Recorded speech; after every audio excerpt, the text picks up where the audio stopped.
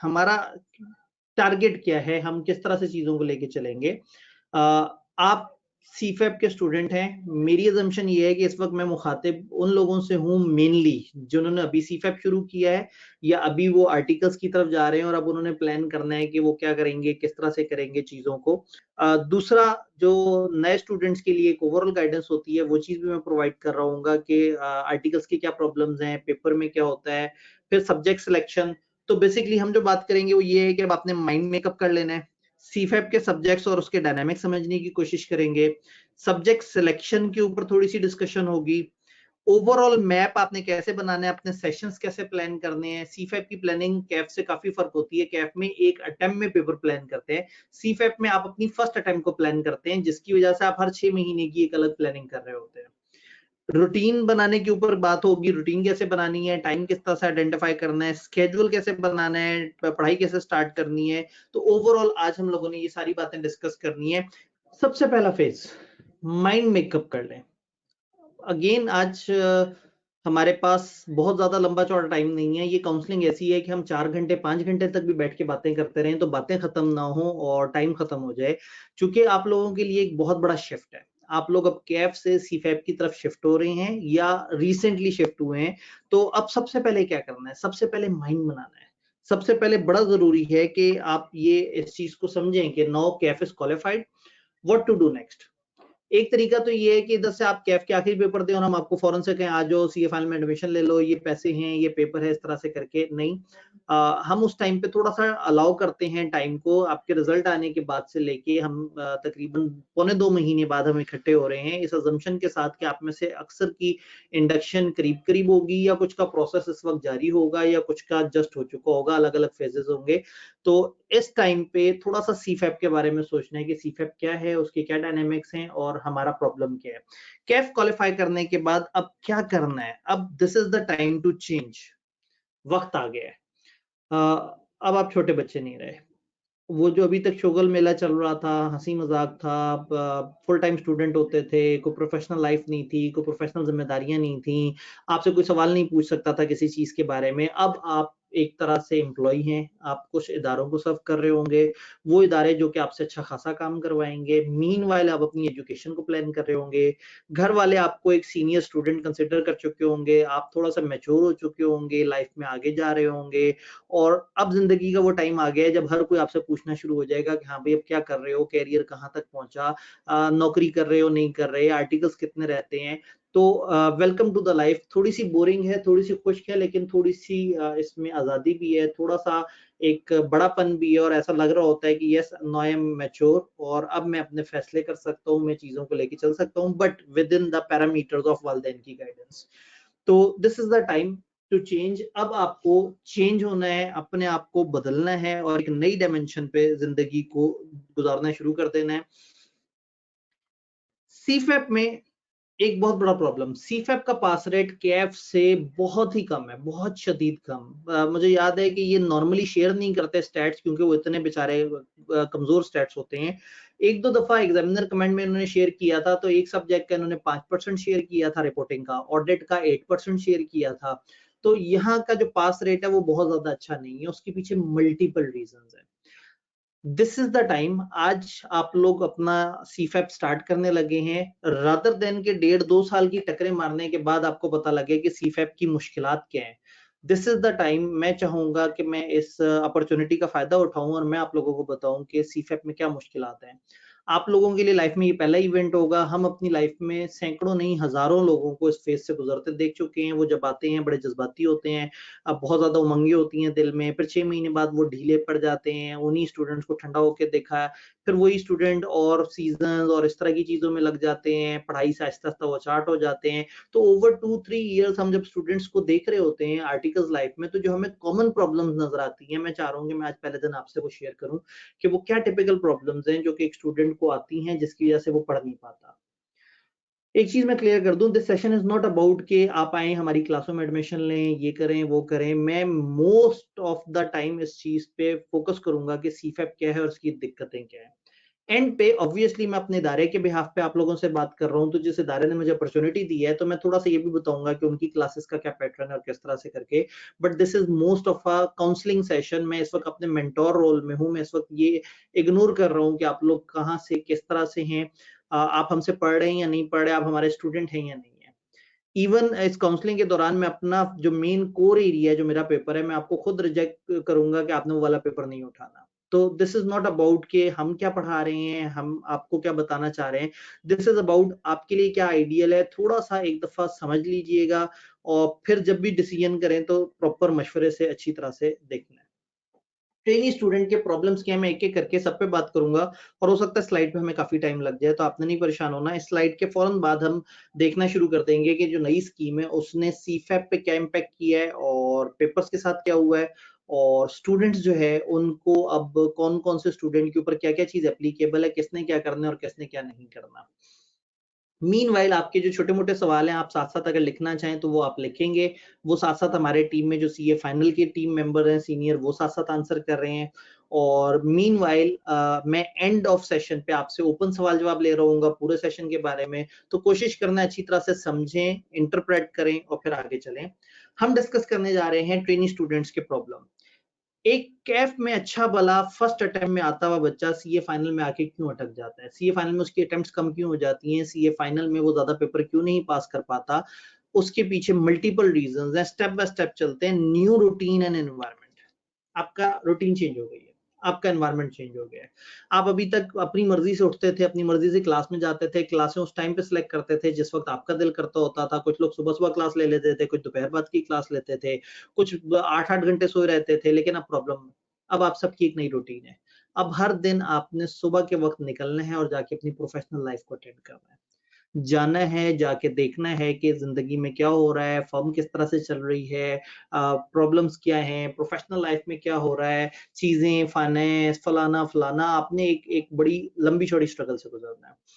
इसके साथ-साथ अब आपने पढ़ाई के बारे में भी सोचना है। अब आप वो स्टूडेंट नहीं रहे जो पूरे दिन में सोच रहा है अच्छा दोपहर 2 बजे पढ़ूँ, नहीं शाम में पढ़ता हूँ, अच्छा चलो रात में पढ़ लेता हूँ, नहीं। अब आपके पास डिस्पोजेबल टाइम ही बड़ा कम होगा। अब आपके पास अपने आप के लिए बड़ा कम टाइम रह जाएगा।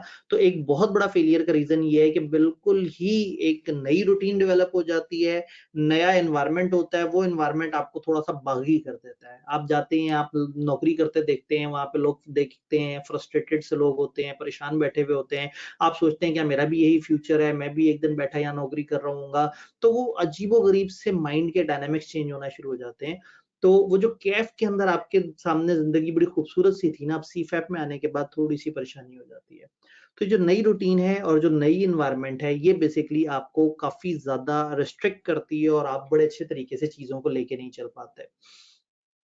इंडिपेंडेंस फील होती है आपको पेरेंट्स से और उनकी एडवाइसेस से, एक बहुत बड़ा प्रॉब्लम। सीफैप का स्टूडेंट जो है, जब आप कैफ में थे तो एक टाइम होता है कि घर वाले कहते हैं बेटा मगरिब के बाद घर से मत मतलब बाहर से मत आना, टाइम से आ जाना, मगरिब से पहले-पहले आ जाना। कई दफ़ा वो कहते हैं कि ज़्यादा पार्टीज़ मत करो, दोस्तों के साथ ज़्यादा घूमने-फिरने मत जाओ। वो आपको रोकते हैं, टोकते हैं। अब आर्टिकल्स में आपको एक बहाना मिल जाता है कि हाँ भाई सुबह से निकलना है और रात को घर वापस आना है। एक टाइम होगा घर वाले कहेंगे बेटा ये कौन-सा ऑफ़िस है जो इतना देर से खत्म हो रहा है? 1 दिन, 2 दिन, 3 दिन, आहिस्ता-आहिस्ता उन्हें समझ आ जाएगी कि ये बच्चा जो है ना हमारा हमारे सोने के बाद ही घर वापस आया करेगा। उससे क्या होगा आपको अचानक से लगेगा कि आप बिल्कुल अकेले हुए हुए। आपको कोई एडवाइस नहीं दे रहा, आपको कोई रोक नहीं रहा, आपकी अपनी मर्ज़ी है। आप अगर ऑफ़िस से 8 बजे फ़ारिग होके दोस्तों के साथ एक फ़िल्म देख के भी घर पहुँचेंगे तो घर वालों को शायद पता ना लगे और घर वाले सोचे कि हाँ, चलो ठीक है बच्चा जो है ना वो अपने काम पे मसरूफ़ होगा। तो आहिस्ता-आहिस्ता ना कुछ मनफ़ी ख़्यालात ज़हन में आना शुरू हो जाते हैं। स्टूडेंट अपने आप को थोड़ा आज़ाद समझना शुरू कर देता है। वालिदैन की एडवाइसेज़ से आज़ाद, ईज़ी, रिलैक्स, तो वो समझता है कि बस यही ज़िंदगी है और बस फन टाइम करना है। कैफ़ तक तो मैं मजबूर, बेचारा, मासूम बंदा था जो वालिदैन की सारी बातें मानता था। अब मैं आज़ाद और खुद मुख्तार हूँ। देन यू वुड रियलाइज़ कि आज़ाद और खुद मुख्तार होने के मसले क्या हैं। आज़ाद और खुद मुख्तार होने का मतलब आपको खौफ नहीं है। जब खौफ नहीं है तो पेपर, पढ़ाई, सब्जेक्ट, ये चीज़ें जो आप में से अक्सर वालिदैन के डर की वज़ह से पढ़ रहे होते हैं, वो चीज़ भी खत्म हो जाती है। तो एक बहुत बड़ा प्रॉब्लम सीए फाइनल में फेलियर का ये है कि आपको जो वालिदैन की नसीहतें हैं, वो अब आप को सुनाई नहीं देती, या सुनाई दें तो आप उन पे अमल नहीं करते ये सोच के कि मैं तो बड़ा हो गया हूँ, वालिदैन को क्या पता। भाई आप जितने मर्ज़ी बड़े हो जाएँ, वालिदैन वो पूरी ज़िंदगी वो लाइफ़ साइकिल गुज़ार के गए हुए हैं। They clearly know office life के क्या मसले हैं, दे क्लियरली नो कि वर्क लाइफ़ बैलेंस कैसे मेंटेन करना है। हो सकता है आपके ज़माने में ऐसा नहीं होता था, हमारा ज़माना ऐसा है। हर ज़माने में हर बंदे पे दिक्कतें, मुश्किलें होती हैं। आई वुड स्ट्रांगली रिकमेंड कि आप अपने वालिदैन की एडवाइसेज़ को बहुत सीरियसली लें इस स्टेज पे। Wrong planning, incompatible selection of subjects. बहुत सारे स्टूडेंट्स बड़ी अजीबो-गरीब किस्म की प्लानिंग करके फँस जाते हैं। उन्हें समझ ही नहीं आता कि हमने किस सब्जेक्ट के साथ कौन-सा सब्जेक्ट उठाना है। कई दफ़ा वो दोस्त कह रहे होते हैं, "यार हम ये सब्जेक्ट पढ़ रहे हैं, तुम भी पढ़ना शुरू कर दो।" उसके साथ सब्जेक्ट पढ़ना शुरू कर देते हैं, बाद में पता लगता है तो सब्जेक्ट अच्छा नहीं है। कई दफ़ा आप क्लाइंट पे जाते हैं, 2-3 महीने के बाद जब आप वापस आते हैं, तो आपका दिल ही नहीं कर रहा होता पढ़ने का। ये बड़े अजीबो-गरीब से मसले हैं, प्लानिंग बड़ी ज़रूरी है। मैं नॉर्मली कहता हूँ कि अ, 2 साल, 1.5 साल बाद अटेम्प्ट हो, साल बाद अटेम्प्ट हो, जिस वक़्त भी आपकी अटेम्प्ट हो, इतनी इम्पोर्टेंट वो 1 डेढ़ 2 साल की पढ़ाई नहीं है, जितनी इम्पोर्टेंट शुरू में 1 दिन बैठ के प्लानिंग करना। 1 दिन बैठ के सोचें कि आपने उठाने कौन-से पेपर हैं, सीरियस रहें, मैच्योर रहें, अपने साथ सिंसियर रहें और फिर एक अच्छा पेपर उठाएँ, एक अच्छा पेपर कॉम्बिनेशन उठाएँ। तो wrong planning, incompatible selection of subjects कई दफ़ा आपको बहुत बुरी तरह से अवज़ार कर देती है। Sequence of subjects to take classes, ये भी कई दफ़ा बड़ा इंपॉर्टेंट होता है। कई दफ़ा लोग क्या कहते हैं रिपोर्टिंग बड़ा पेपर है, एक काम करते हैं उसे बाद में देख लेंगे। ऑडिट दरमियाना सा पेपर, पहले ऑडिट की क्लासेस ले लेते हैं। नहीं भाई, जब तक आपने अकाउंटिंग की क्लासेस नहीं ली हुई होंगी, ऑडिट के तो अक्सर स्टैंडर्ड्स आपको समझ नहीं आएँगे। ऑडिट के अक्सर सवाल आपको समझ नहीं आएँगे। तो कई दफ़ा क्या होता है कि आप सब्जेक्ट का सीक्वेंस आगे पीछे कर देते हैं। हम ड्यूरिंग दिस ऑल सेशन ये सारे प्रॉब्लम्स पे हम कोशिश करेंगे काम करने की, लेकिन ये जो नया एनवायरनमेंट और रूटीन वाला है, ये अब आपने खुद टैकल करना है। वालदैन वाली चीज़ जो है ना, दिस इज़ मोस्ट इम्पोर्टेंट। वालदैन पे ज़रूर ध्यान दें। वालदैन आपको अगर कुछ कह रहे हैं, समझा रहे हैं, वो हमेशा आपके भले के लिए होता है। तो दिस इज़ इम्पोर्टेंट कि आप ये ज़रूर देखें कि आप कुछ गलत ना करें और उनकी बात सुनें, उनसे डरते रहना चाहिए, अभी भी डरते रहना चाहिए। आप उनसे डरेंगे तो आपको कामयाबी मिलेगी। इस नीचे जो भी प्रॉब्लम्स हैं, वो सारे का हम solution during the counselling session देने की कोशिश करेंगे। No proper guidance and mentoring, एक बहुत बड़ा प्रॉब्लम। कैफ में आपको सब्जेक्ट नहीं समझ आता था, आप टीचर के पास चले जाते थे। एक से नहीं समझ आता था, 2 के पास, टीए के पास चले जाते थे। टीचर्स, टीए, कॉलेज, इतने लोग होते थे आपको मशवरा देने के लिए। जब आप सीए फाइनल में आते हैं, तो आपको गिनती के चंद टीचर्स नज़र आते हैं। फिर कई दफ़ा क्या होता है, आप कैफ में अपने कुछ टीचर से मुतासिर होते हैं। फॉर एग्जांपल एक टीचर जो आपको इकोनॉमिक्स पढ़ा रहा है, आपको बड़ा अच्छा लगता है वो टीचर, आप अक्सर अक्सर कहते हैं, "सर मुझे लॉ नहीं समझ आ रहा, क्या करूँ?" आपको कुछ टिप्स एंड टेक्निक्स दे देता है। "सर मैं अकाउंटिंग के सवाल करते हुए मुझे मुश्किल होती है", तो हो सकता है वो आपको कुछ बातें बताएँ और आप उन बातों को मान लें। तो कैफ तक आपको बहुत ज़्यादा मेंटोर्स मिल जाते हैं, बहुत ज़्यादा गाइडेंस देने वाले मिल जाते हैं, बहुत सारे लोग आपको हेल्प कर रहे होते हैं। बट सीए फाइनल के अंदर कहानी बदल जाती है। सीए फाइनल में कॉलेजेस के लिए भी कमर्शियल नहीं होता सीए फाइनल को चलाना, इससे उन्हें बहुत ज़्यादा कोई एज नहीं आ रहा होता। टीचर्स को बहुत ज़्यादा एनर्जी सीए फाइनल में डिपार्ट करनी पड़ती है और स्टूडेंट्स भी यहाँ पे बहुत ज़्यादा सीरियस नहीं होते, जिसकी वजह से बड़े कम लोग हैं जो सीए फाइनल में टीचिंग कर रहे हैं। मतलब सीए फाइनल के टीचर्स को हम उँगलियों पे गिन सकते हैं कि टोटल इतने से लोग हैं जो कि सीए फाइनल को पढ़ा रहे हैं। तो यहाँ आपको वो गाइडेंस और वो मेंटोरिंग नहीं मिलती। दूसरा, आपके केएफ के टीचर से आप कहते हैं मैं फर्म में जाने लगा हूँ, मुझे बताएँ, तो वो कहते हैं भाई उसका तो हमें नहीं पता, वो तो एक अलग दुनिया है। आप कहते हैं मेरी क्लाइंट पे लेट सेटिंग चल रही है, इस दौरान मैं क्या पढ़ूँ और कौन से सब्जेक्ट उठाऊँ और मैं किस टाइम पे पढ़ूँ? तो वो कहते हैं भाई वो तुम्हारी दुनिया मुझे नहीं समझ आती। हाँ, जब तक तुम फुल टाइम स्टूडेंट थे मैं तुम्हें गाइड कर रहा था। तो आपको गाइड करने वाले भी कम हो जाते हैं, आपको अच्छी प्रॉपर मेंटोरिंग गाइडेंस नहीं मिल पा रही होती, जिसकी वजह से आप कुछ गलत फैसले कर पा जाते हैं। Multi dimensional advices from senior. आगे एक बड़ा मजेदार जुमला लिखा हुआ है, अप्रोक्सीमेटली ऑल डिफरेंट। जब आपको कुछ नहीं समझ आता ना किससे पूछें, तो फिर आपको नजर आता है आपकी फर्म में आपसे कुछ सीनियर लोग बैठे हुए हैं। आप कहते हैं मेरे से सीनियर है, सियाने होंगे, इनसे मैं पूछूं। बहुत अच्छी बात है, पूछना जरूर चाहिए, लेकिन प्रॉब्लम ये है कि हमारे यहाँ स्टूडेंट्स का एक एटीट्यूड है कि वो नॉर्मली नीचे वाले बंदे को बहुत अच्छा गाइड नहीं करते। मैं इसकी एग्जांपल दूँगा कि अगर आप फेसबुक के ग्रुप पे बैठे हैं और वहाँ पे अक्सर डिस्कशन होती है, अचानक से एक मासूम बच्चा आके वहाँ पे सवाल पुट करता है, जी मैंने सीए स्टार्ट करना है, बताएँ क्या आइडियल है? मैं एफएससी की बात करना चाहता हूँ और मेरे एफएससी में 70% नंबर है, बताएँ मैं सीए करूँ या ना करूँ? नीचे एकदम से सारे के सारे आपके पीयर्स, आप लोग उन्हें बैठ के ट्रोल करना शुरू कर देते हैं। वो बच्चा बेचारा आवाज़ार हो जाता है, तंग हो जाता है। वो सोचता है कि यार ये कौन लोग हैं? इनसे मैंने मशवरा माँगा था, ये तो मुझे बेइज़्ज़त कर रहे हैं। कोई कह रहा होता है तुमसे ना हो पाएगा, कोई कहता है ये क्या है, कोई कहेगा 20 साल लगेंगे, कोई इस तरह से।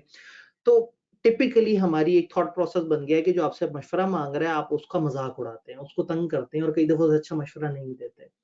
मैं आपसे मुराद पूरी कम्युनिटी मुराद ले रहा हूँ। सेम गोज़ विद जब आप अपने सीनियर से पूछते हैं जी मैं बहुत सीरियस हूँ, मैं पढ़ूँगा, तो उसका हासा निकल जाता है। वो कहता है क्या मतलब पढ़ोगे? पढ़ सकते हो तुम? छोड़ो, रहने दो। तुम्हारे दिल में पढ़ाई की बहुत बातें आ रही हैं, थोड़ा-सा काम करोगे आहिस्ता-आहिस्ता जो है ना माहौल चेंज हो जाएगा। तो यहाँ आपको पढ़ने का माहौल या पढ़ने के बारे में गाइडेंस अच्छी नहीं मिलती। फिर अच्छा सीनियर से पूछा सर जी पेपर कैसे पास करूँ? सीनियर कहते हैं यार जिस दिन मेरा पास हो गया मैं तुम्हें भी बता दूँगा। प्रॉब्लम ये है कि आपके सीनियर, उनके सीनियर, उनके सीनियर आपको 80% लोगों के पेपर पास नज़र नहीं आते। ऊपर से जिसके पास हो जाते हैं, उससे पूछें वो कहता है जी मैं तो उल्टा लटक के पढ़ा करता था। मैं तो दिन में 15 घंटे पढ़ता था। मैं तो 15,000 दफ़ा चीज़ें लिख लेता था। तो प्रॉब्लम ये है कि यहाँ आप सीनियर से जब मशवरा लेते हैं तो हर सीनियर का अपना एक स्कूल ऑफ थॉट होता है, कोई लाइक होता है, कोई नालायक होता है, किसी की अकाउंटिंग अच्छी होती है, किसी की थ्योरी अच्छी होती है। हर कोई आपको अपने-अपने तरीके से एडवाइस करता है जिसकी वजह से आप कलेक्टिव जब एडवाइस आपको मिलती है तो आप बहुत अच्छी तरह से नहीं समझ पाते कि क्या करना है।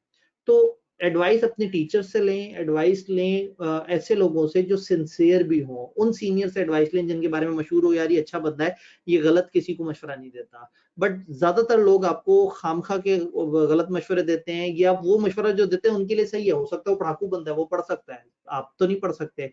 मशवरा ज़रूर लें सबसे लेकिन अपनी कैपेसिटी के मुताबिक उस मशवरे को इंटरप्रेट करें। देन गैप आ जाता है, स्टडीज़ में आपके गैप आ जाता है अप्रॉक्सिमेटली 2 से ढाई साल, कम से कम भी अगर मैं लगाऊँ तो ये 1.5 से 2 साल का गैप होता है। कैफ की आपने आखिरी दफ़ा जो पढ़ाई की थी, वो अगस्त में की थी कहीं। फिर नवंबर में जाके रिजल्ट आता है, फिर जनवरी वो के आसपास दिसंबर एंड जनवरी इस तरह से करके कहीं जॉइनिंग हो रही होती है, फिर जॉइनिंग के बाद कुछ अरसा अनरजिस्टर्ड गुज़र रहा होता है, फिर उसके बाद वो आपको रजिस्टर करते हैं, रजिस्टर करने के साल बाद या 1.5 साल बाद व्हाटएवर द केस में बी आपकी अटेम्प्ट बन रही होती है, तो आपने आखिरी दफ़ा जो क्लासें ली थी और अब जो आपकी अटेम्प्ट है उसमें 2 साल का फ़र्क आ गया होता है। इतने टाइम बाद ना आपसे कलम नहीं उठाया जाता। आप लिखने बैठते हैं सवाल आपके हाथ टूटना शुरू हो जाते हैं। वो जो आपके अंदर का स्टूडेंट है ना वो मर गया होता है, आपकी टाइपिंग तो बहुत तेज़ हो गई होती है। आपको नेटफ्लिक्स पे कौन-कौन सी अच्छी मूवीज़ चल रही हैं ये ज़रूर पता होता है। सीज़न्स कौन से अच्छे चल रहे हैं वो पता होता है। इंडस्ट्री में क्या चल रहा है वो पता होता है, पाकिस्तान की मईशत का पता होता है, लेकिन जो नहीं पता होता वो अपनी पढ़ाई नहीं पता होती। जो नहीं आता आपको वो लिखना नहीं आता, आप टूट जाते हैं। तो बेसिक प्रॉब्लम ये है कि आपके अंदर का स्टूडेंट तबाह हो जाता है इस सारी जद्दोजहद की वजह से। देन आपकी राइटिंग एबिलिटीज मैंने कहा डिस्ट्रैक्ट हो जाती हैं। मेंटल स्ट्रेस और फ्रस्ट्रेशन कैफ तक तो सब ओके था, ठीक है घबराना नहीं है, आपको पता लगा मजा आ रहा है, पेपर पास हो रहे हैं नहीं हो रहे, शोगल मुगल चल रहा है, कॉलेज मस्ती, फेसबुक पे देख लिया उस पे क्या हो रहा है, उस ग्रुप पे क्या हो रहा है, ये है वो है सारा कुछ। फाइनल में आते हैं ना तो फिर एहसास होता है कि यार बस अब तो आखिरी फेज़ आ गया है, अब तो आगे मैंने कमाना है, अब तो आगे मैंने मेहनत करनी है, मैंने नौकरी करनी है। फिर आप देखते हैं जो नौकरी कर रहे हैं वो बड़े आवाज़ार बैठे हुए हैं। फिर आप अचानक से सोचते हैं पाकिस्तान में तो स्कोप खत्म होता जा रहा है, आर्टिफ़िशियल इंटेलिजेंस आ रही है, दिमाग में ना ब अजीब-अजीब से ख़्यालात आना शुरू हो जाते हैं। आपको अचानक से लगता है कि मैंने शायद अकाउंटिंग में आके बड़ी गलती की, आपको अचानक से एक बेचैनी-सी होती है और उस बेचैनी को भगाने के लिए फिर आप फ़िल्मों की तरफ जाते हैं, आप दोस्तों के साथ बाहर बिला वजह बैठना शुरू कर देते हैं। अनफॉर्चुनेटली कुछ बच्चे स्मोकिंग शुरू कर देते हैं, जो कि बड़ी गंदी बात है। आप बहुत ज़्यादा कैफ़ीन लेना शुरू कर देते हैं, चाय ज़रूरत से ज़्यादा कैफ़ का स्टूडेंट इतनी चाय नहीं पीता, लेकिन फर्म में जब आपको मुफ्त की चाय मिलती है, आप इतनी चाय पी रहे होते हैं कि उससे आपकी नींदें उड़ जाती हैं, आपका दिमाग बहुत अच्छे तरीके से प्रोसेस नहीं कर रहा होता। थोड़ा-सा आप भी उलझ रहे होंगे कि सर को क्या हो गया है, लेकिन दिस इज़ इम्पोर्टेंट। प्रॉब्लम ये है कि हमारे यहाँ हर कोई पढ़ाने पे तो ज़ोर दे रहा है, लेकिन आपकी जो साइकोलॉजिकल कंडीशन है, उसके ऊपर कोई बात नहीं कर रहा। उस फ्रस्ट्रेशन से बाहर निकलना बड़ा ज़रूरी है। आज हम ये सारी चीज़ों के ऊपर बात करेंगे कि हमने उस फ्रस्ट्रेशन से कैसे निकलना है, फ़ोकस कैसे होना है, किस तरह से चीज़ों को लेके चलना है। तो ये मेंटल स्ट्रेस है, ये जो फ्रस्ट्रेशन है, करियर की फ्रस्ट्रेशन, जॉब की, फैमिली में जो है वो इवेंट्स हो रहे हैं, शादियाँ हो रही हैं, आप जा नहीं पा रहे, आपके अपने बैचमेट शादियाँ करना शुरू हो गए, अब आप सोच रहे हैं मेरी ज़िंदगी गुज़र रही है, मेरी तो शादी भी नहीं हो रही। अच्छा मैं शादी कैसे कर लूँ? मैं तो अभी पाँव पे भी नहीं खड़ा हुआ, मैं तो अभी ये काम भी नहीं कर रहा, मेरे वालिदैन बूढ़े हो रहे हैं, छोटे भाइयों की पढ़ाई है, इतनी सारी टेंशन्स, इन सब में एक चीज़ जो सफ़र करती है, वो आप हैं। आपकी सेहत सफ़र करती है। सीए फाइनल में आप बड़ी तेज़ी से बूढ़ा होना शुरू हो जाते हैं। आप बहुत ज़्यादा परेशान रहना शुरू करते हैं और ऊपर से इन सारी चीज़ों का साइकोलॉजिकल इम्पैक्ट होता है, आप पढ़ाई नहीं कर पाते। और एक लूप चल पड़ता है। जब पढ़ नहीं पाते पेपर पास नहीं होते, जब पेपर पास नहीं होते तो आपको ग्रोथ नहीं मिलती, जब ग्रोथ नहीं मिलती आप फिर मजीद मायूस हो जाते हैं और मजीद पेपर नहीं पास कर पाते। अगर आप पहली गो में पेपर पास कर लेना तो जिंदगी में एक उम्मीद की किरण आ जाए, आपको मोटिवेशन मिलना शुरू हो जाए, आप अपनी फर्म में अचानक से मुमताज होना शुरू हो जाए। वो लोग जो टाइम पे पेपर पास करते हैं उनकी काफी रिकग्निशन होती है, उनको लोग अच्छी इज्जत से देखते हैं, उनको मैनेजर्स कॉन्फिडेंस की नजर से देखते हैं, उनके अपने पीयर्स उसको समझते हैं कि यार ये कोई बला चीज है, ये कोई तोप चीज है। पेपर का पास करने में आपको काफी ज्यादा अप्रिसिएशन है, हमेशा आपको बहुत ज्यादा फायदा होगा। तो दीज आर द प्रॉब्लम्स जो कि एक सीए फाइनल के स्टूडेंट को, सीफैप के स्टूडेंट्स को प्रॉब्लम करती है। कई दफा आप सिरे से टाइम नहीं आपको मिल पाता, या कई दफा बड़ा ही कम टाइम आपको मिल रहा होता है पढ़ाई करने के लिए। हेंस गेम ओवर, आपकी रूटीन चेंज हुई, आपकी एनवायरनमेंट चेंज हुई, वालिदैन से आप दूर भाग गए, फ्रस्ट्रेशन के जोन में आ गए, और उल्टे सीधे मशवरे आपको सीनियर से मिले, प्लानिंग आप सही कर नहीं सके, टाइम पे क्लासेस ले नहीं सके, जिंदगी में अपने लिए टाइम नहीं मिला, पढ़ाई के लिए टाइम नहीं मिला, ओवरऑल साइकोलॉजिकल डिसऑर्डर्स का शिकार हुए, माशरे को देखा, स्ट्रेस में आए। दैट्स एंड अप विद एक बच्चा जो कि 3.5 साल के आर्टिकल्स गुजार के निकल रहा होता है, मुश्किल से 1 या 2 पेपर पास होते हैं औसतन इस टाइम पे। अनफॉर्चुनेटली अगर मैं एवरेज निकालूं, मुझे बड़ा दुख होता है कि आहिस्ता आहिस्ता हर गुजरते साल के साथ ये एवरेज कम होती जा रही है। आर्टिकल्स के दौरान एक कॉमन एक ट्रेनी मुश्किल से 1 या 2 पेपर पास कर पा रहा है। अनफॉर्चुनेटली कुछ लोग बहुत ज्यादा अच्छे होते हैं, जज्बाती होते हैं, तो वो जरा ज्यादा पेपर पास कर लेते हैं, लेकिन ड्यूरिंग क्वालिफिकेशन, अब ड्यूरिंग आर्टिकल्स क्वालिफाई करने का ट्रेंड तकरीबन खत्म हो गया है। और उसके अलावा आप अगर अपनी फर्म में अपने सीनियर्स, उनके सीनियर्स को देखेंगे तो अक्सर के बहुत ज्यादा पेपर्स रहते हैं।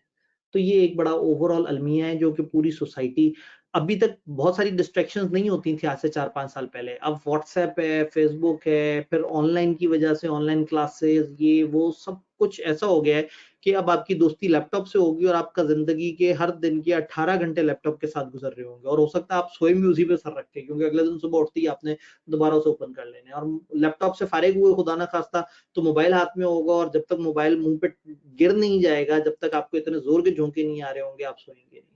ये सारे प्रॉब्लम्स हैं जो कि शायद आपको इररिलेवेंट लग रहे हैं, लेकिन मैं इस चीज का पेन फील करता हूँ कि सारे स्टूडेंट मेरे सामने जब इन सारी तकलीफों से गुजर रहे होते हैं तो नजर आता है कि उन्होंने अपनी लाइफ का डिसीजन थोड़ा सा गलत कर लिया। अगर वो अपनी लाइफ में थोड़े से अरसे के लिए याशी शुगल वगैरह को थोड़ा सा साइड पे कर दें, या उसको करें लेकिन थोड़ा सा टाइम एलोकेट कर दें और पढ़ाई को एक टाइम एलोकेट कर दें, तो चीजें बेहतर हो सकती हैं।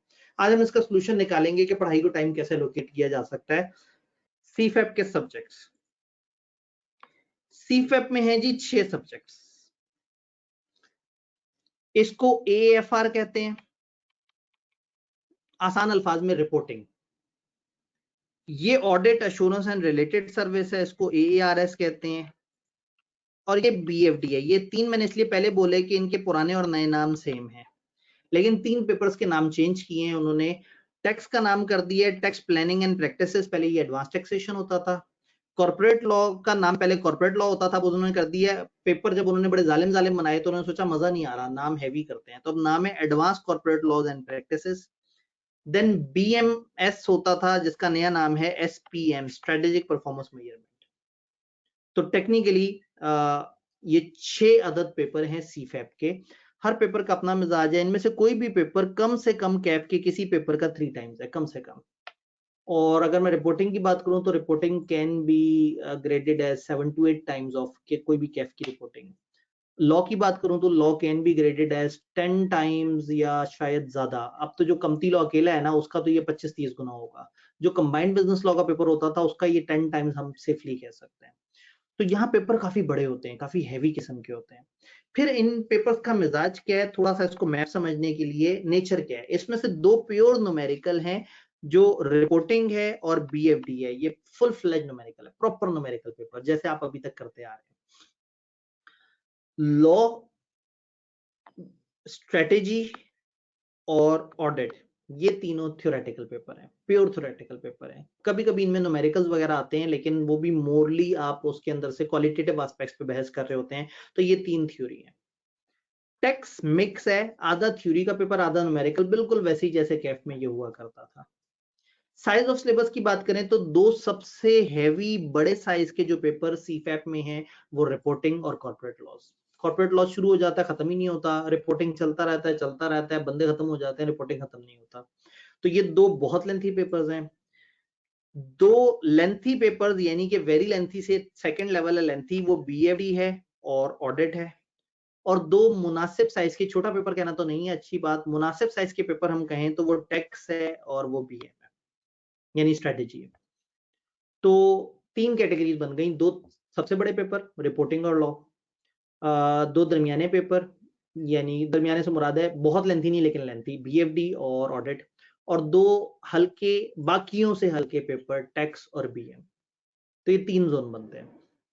टेक्निकल लेवल क्या है, इनमें से सिर्फ बीएम को मैं कह सकता हूं कि वो दरमियाने लेवल का पेपर है जिसके अंदर बहुत ज्यादा इन डेप्थ नॉलेज नहीं चाहिए। बाकी पांचों पेपर निहायत अफसोस के साथ ऐलान किया जाता है कि वो टेक्निकल पेपर्स हैं, आपको टेक्निकली साउंड होना पड़ता है उन पेपर्स के लिए। डन। तो ये एक ओवरऑल मैप है, इसकी अगर आप पिक्चर लेना चाहें ताकि आपकी प्लानिंग जरा थोड़ी सी बेहतर हो सके। अब सब्जेक्ट सिलेक्शन किस तरह से होगी, एक अहम सवाल कि मैं सब्जेक्ट कितने उठाऊं क्या करूं, तो पहले मेरी कुछ जनरल गाइडलाइंस हैं इसके ऊपर। आई वुड सजेस्ट 2 से 3 पेपर, 3 से ज्यादा खतरनाक है, 2 से कम आप रख ही नहीं सकते। आईकेप ने रूल दे दिया, और रूल दिया भी होता तो एक पेपर तो बहुत ही अंडर परफॉर्मिंग है। तो 2 से 3 पेपर आपको देने चाहिए, जो जनरल गाइडेंस है ना, जैसे मर्जी स्टूडेंट हैं, जिस मर्जी मिजाज के हैं, 2 से 3 पेपर आपको चूज करने चाहिए। 3 से ऊपर जाना मुनासिब बात नहीं है। क्यों नहीं है, थोड़ा सा भी मैं स्टैट्स भी आपके साथ शेयर करूंगा। फिर जो दूसरी सजेशन है वो ये है कि जितना मर्जी कॉलेज आपको मोटिवेट कर रहा हो कि यार एक काम करो हमारे दोनों रिपोर्टिंग के पेपर ले लो, अगेन देखें बड़ा मुश्किल है। मैं खुद एक कॉलेज के इस वक्त मतलब एक कॉलेज के प्रिंसिपल पोजीशन पे हूँ, एक ऑनलाइन वेंचर को लीड कर रहा हूँ। मेरे लिए बहुत आसान है, मैं आपसे कहूँ आज जी 4 पेपर उठा लो, 3 उठा लो, सारा कुछ है। बड़ा स्ट्रॉन्ग कन्फ्लिक्ट ऑफ इंटरेस्ट है, बट मैं उस सारे कन्फ्लिक्ट को साइड पे रख के आपको सिंसियर सजेशन दे रहा हूँ कि रिपोर्टिंग और बीएफडी ये दोनों न्यूमेरिकल पेपर हैं, दोनों बहुत ज्यादा टाइम लेते हैं, दोनों पेपर इकट्ठे आइडियली नहीं उठाने चाहिए। कई दफा क्या होता है, कॉलेज का रिपोर्टिंग और बीएफडी का टीचर बड़ा तगड़ा होता है और वो चाहते हैं कि उस टीचर के वजह से आपको एंगेज कर लें। तो इसकी वजह से क्या होता है कि फिर आप जज्बाती होकर कॉलेज का पैकेज ले लेते हैं और वो 2 पेपर मुश्किल वाले उठा लेते हैं जिनके ऊपर बहुत टाइम लग रहा होता है, और फिर आपके थोड़ा सा दिक्कत हो जाती है। तो ऐसे मैंने आपको बताया था कि this session is not about कि मैं मार्केटिंग करूं अपने इदारे की, आपसे कहूं हमारे पास आके पढ़ो। This is about general mentoring, जिसमें मैं खुद अपना कॉर्पोरेट लॉ जो मेरा स्पेशलाइजेशन वाला पेपर है, जो कि मैं ऑडिट लॉ बीएम इन सबको डील करता हूं, लेकिन जो कॉर्पोरेट लॉ है वो मेरी अल्हम्दुलिल्लाह वजह शोहरत है, लेकिन मैं वो पेपर आपको सजेस्ट नहीं करूंगा अभी उठाना। तो इसलिए मैं इस वक्त पर्सनल इंटरेस्ट से निकल के ओवरऑल एक बीइंग अ मेंटोर आपको बता रहा हूं। तो हालांकि हमारे पास इस वक्त बीएफडी में बहुत स्ट्रॉन्ग रिसोर्स हैं, रिपोर्टिंग में बहुत स्ट्रॉन्ग रिसोर्स हैं, तो हम आपको अगर कहें तो टीचर बड़ा अच्छा पढ़ा भी देंगे और आप मुतमईन भी होंगे, लेकिन टू बी वेरी ऑनेस्ट थोड़ा सा ध्यान करना है, 2 न्यूमेरिकल पेपर इकट्ठे नहीं उठाने। ये एक मोटी मोटी ये जनरल सजेशन है, जरूरी नहीं आप इसको फॉलो करें। कुछ लोग टकरें खा के 2 साल 2.5 साल के बाद उन्हें समझ आती है कि उस वक्त सर सही कह रहे थे। तो मैं ये सारा तजर्बे से आपको बता रहा हूँ, मैं बड़े अरसे से सीए फाइनल को डील कर रहा हूँ। बड़े कम लोगों को पता है मैं कैफ बाद में पढ़ाना शुरू हुआ था, सीए फाइनल में 2007 से पढ़ा रहा हूँ। आर्टिकल्स के दौरान से मैं सीफेप पढ़ा रहा हूँ। मेरे 15 ये अगर 2 दिन बाद अब हमारा ये सेशन होता तो मैं आपसे कहता कि मेरा 15 साल का तजर्बा है, अभी 14 साल का तजर्बा है। अभी मैं 2-3 दिन शॉर्ट हूँ 15 साल तजर्बे से। 3 जनरल सजेशन, 2 से 3 पेपर दें, 2 न्यूमेरिकल पेपर्स को मत कंबाइन करें, नहीं तो उसके बाद आपको टाइम ही नहीं बचेगा जिंदगी में। और तीसरा, टेक्स्ट का पेपर आइडियल है कि आप समर अटेम्प्ट में दें। जब भी आप टेक्स्ट को प्लान करें, that should be your summer attempt. इसके पीछे रीजन क्या है? रीजन ये है कि आपका फाइनेंस बिल आता है जून में, उसकी प्रॉपर इम्प्लीमेंटेशन जुलाई वगैरह में होती है, फिर कुछ एसआरओज आते हैं जो चीजों को इम्प्लीमेंट करते हैं, फिर कई दफा वो देने के बाद बहुत ज्यादा एतराज होता है तो अमेंडमेंट बिल आते हैं, पता लगता है सितंबर तक तो कानून साजी कंप्लीट हुई है। टीचर्स जितना मर्जी भी तेजी से किताबों पे काम कर रहे हो, ये बेचारे अक्टूबर के मिड तक अपनी किताबें और नवंबर के मिड तक अपने लेक्चर्स सही से अपडेट कर पाते हैं, और दिसंबर में अटेम्प्ट खड़ी भी होती है। और इसी सीजन में अच्छा खासा रश, कंप्लायंस और वो सारा ऑडिट्स वगैरह का काफी ज्यादा होता है। तो अगर आप टैक्स का पेपर उठाएं तो टैक्स के पेपर में जो जून से लेके अक्टूबर तक बहुत ज्यादा चेंजेस आ रही होती हैं, सब्जेक्ट में, किट में, सिलेबस में, लेक्चर्स में, अब वो सारा उसमें। तो अगर आप इस टाइम जोन में उसे उठाएंगे दिसंबर अटेम्प्ट के लिए तो थोड़ा सा मुश्किल में आ जाएंगे। तो जब भी टैक्स पढ़े, मेरी जो जाती सजेशन है वो ये है कि आप समर वाले सेशन में पढ़ें, यानी कि जनवरी से जून वाले टाइम में टैक्स पढ़ें, क्योंकि उस वक्त पिछले वाली किताबें भी आ गई हुई होती हैं, नवंबर तक सारा कुछ हो चुका होता है, लेक्चर्स भी अपडेट होते हैं, तो आपके लिए जरा पढ़ना इजी हो जाता है। ये 3 जनरल सजेशन है। अब बात करते हैं थोड़ी सी स्पेसिफिक। सवाल, सर मैं कौन से सब्जेक्ट उठाऊं? एक टिपिकल सवाल, सर मुझे कितने सब्जेक्ट उठाने चाहिए? मैं ये कहूंगा कि ये सवाल आपने मेरे से नहीं पूछना, मैंने आपसे पूछना है। आपने पूछा सर मैं कितने पेपर उठाऊं, मैं कहूंगा 1 मिनट। आप किस तरह के स्टूडेंट हो, यानी कि what type of student you are. जैसे आप स्टूडेंट, आपको वैसे पेपर उठाने चाहिए। तो ये मत देखें कि मैंने कितने सब्जेक्ट उठाने हैं, कोई जनरल गाइडेंस नहीं है। ऐसा नहीं है कि 3 पेपर हर बच्चे को उठाने चाहिए। आप कौन सी कैटेगरी के हैं? आप बहुत मेहनती आदमी हैं, आप दरमियाने मेहनती आदमी हैं, आप बहुत ठंडे आदमी हैं, आप बिल्कुल नहीं पढ़ना चाहते, या आप शदीद जज्बाती हैं और आप आग लगा देने का जज्बा रखते हैं। तो अपने आप को देखते हैं, अपने मिजाज को देखें। कैफ क्लियर होने के बाद अचानक से एनर्जी आती है, ऐसा लगता है मैं 6 पेपर इकट्ठे देके पास कर लूंगा, लेकिन रियलिटी क्या है, मैं अब आपको रियलिटी चेक देने की कोशिश करता हूँ। मैं आपको 4 कैटेगरीज में डिवाइड करूंगा। शदीद जज्बाती, गुड स्टूडेंट, जो कि मेजोरिटी होने चाहिए गुड स्टूडेंट। शदीद जज्बाती लाल रंग से है, मतलब ये पागल है, मतलब बहुत तूफान मचाने की कल्पना का विश्ता रखता है। Average, below average. अगर आप शदीद जज्बाती हैं तो फिर 3 पेपर उठाएं और आग लगा दें। रिपोर्टिंग उठाएं, ऑडिट उठाएं, एसपीएम उठाएं। रिपोर्टिंग और ऑडिट इसलिए ताकि आप एमएसए 1 ओपन कर सकें। एसपीएम इसलिए कि आपके पास एक तीसरा पेपर हो और वो इतना ज्यादा भारी मिजाज का ना हो, आप इसकी जगह टैक्स भी कर सकते हैं, ताकि आप 3 पेपर। अगर खुदकुशी का मूड हो तो आप सीलो भी उठा सकते हैं इसके साथ। तो इसमें एक ऑप्शन ये है कि अगर खुदकुशी करनी है तो सी लॉ की भी ऑप्शन यहाँ पे है। पुराने जमाने में हम जरूर सजेस्ट करते थे, लेकिन उस वक्त क्या होता था, लोगों के पास 2 साल होते थे। अब आपके पास ज्यादा से ज्यादा 1.5 साल है और आप में से अक्सर के पास तो 1 साल होगा। तो इस दौरान फर्म की नई रूटीन भी समझना, नई रूटीन पे अपने आप को ढालना, किताबें लेना, सारी चीजें करना। प्रैक्टिकल रियलिटी ये है कि 3 paper is a very good size, इससे ज्यादा मत कोशिश करें। अगर आप शदीद जज्बाती हैं, अगर आप गुड स्टूडेंट हैं, ओके, आप 2 पेपर उठाएं, वो 2 पेपर उठाएं जिससे एमएससी अनलॉक होता है, और उन 2 पेपर्स को अच्छी तरह से तैयार करें, प्रोवाइडेड कि आपके पास 1 साल है। कुछ केसेस में आपके पास 1.5 साल भी होगा, तो 1 से 1.5 साल है, ये 2 पेपर से काम चल सकता है। बहुत मूड आ रहा हो, अगर आप ये 2 पेपर एक अच्छे लेवल पे तैयार कर लें तो ठीक है, फिर टैक्स या बीएम का तड़का लगाना चाहें, आप गुड से शदीद जज्बाती की तरफ जाना चाहें, आपकी मर्जी है। आपको शुरू में ऐसा लग रहा है कि सर ने हमें बड़ा कम टारगेट दिया है, बट आप एक दफा ये सब्जेक्ट शुरू करें, फिर आपको पता लगेगा कि अच्छे खासे डिटेल्ड है, तो जुल्म नहीं करना अपने साथ। अगर आप एवरेज स्टूडेंट हैं, आप एवरेज स्टूडेंट हैं, ओके, फिर आप ऑडिट मत दें, आप एक तगड़ा पेपर उठा लें और एक दरमियाने साइज का पेपर उठा लें, ताकि आप ये 2 पेपर दें और दोनों में फॉर श्योर पास करें। तो आप कहेंगे सर तो बहुत ही हल्का खेल रहे हैं, 2 पेपर पास, ये क्या बात हुई? मैं आपको बताऊं, कई दफा आपको पूरी फर्म में आर्टिकल्स खत्म होने के बाद भी 2 पेपर पास हुए हुए बच्चे भी बड़े कम नजर आते हैं। तो ये इतना हल्का टारगेट नहीं है, शो मस्ट गो ऑन, कहानी चलती रहनी चाहिए, आपके पेपर पास होते जाने चाहिए। तो थोड़ा सा मतलब इन चीजों को कंसिडर करना है, सोचना है, देखना है। अगर आप बिलो एवरेज हैं, अगर बिलो एवरेज हैं, फिर एक काम करें, 2 छोटे पेपर उठाएं, जिंदगी में मोटिवेशन लेके आए। अगर आपको समझ आ जाए कि हाँ भाई 2 पेपर मेरे पास हो गए, तो अब आपको पता है कि ठीक है, अब मैं एक एक करके पेपर दे सकता हूं। अगर आईकैप का रूल 2 पेपर पर अटेम्प्ट वाला रहा तो ठीक है, फिर तो आप बाउंड है। उन्होंने 2 अटेम्प्ट करने का कहा है, दोनों पास करने का नहीं कहा, तो फिर आपको मजबूरन 2 पेपर अटेम्प्ट करने पड़ेंगे, लेकिन आप उनमें से कम एक पास करने की कैपेबिलिटी रखते होंगे। अगर आपने 2 पेपर पास कर लिए तो आपकी गिनती बेहतर हो जाएगी। आपके दोस्त रिपोर्टिंग पे टकरे मार के नहीं पास कर रहे होंगे, और आपने आसान दरमियाने पेपर उठाए होंगे और 2 पास कर लिए होंगे, तो आप थे बिलो एवरेज, लेकिन नंबर गेम में आप सबसे ऊपर आ गए। तो अगर आप बिलो एवरेज हैं, आप बहुत अच्छे स्टूडेंट नहीं है और आपको खुद पे भरोसा है कि आप ज्यादा नहीं पढ़ने की जज्बा रखते, तो ये 2 पेपर उठाएं, ये आपको जिंदगी में काफी इज्जत दे देंगे और आपकी नंबर गेम इंप्रूव हो जाएगी, जिससे आपको खुद आगे बढ़ने की मोटिवेशन आ जाएगी।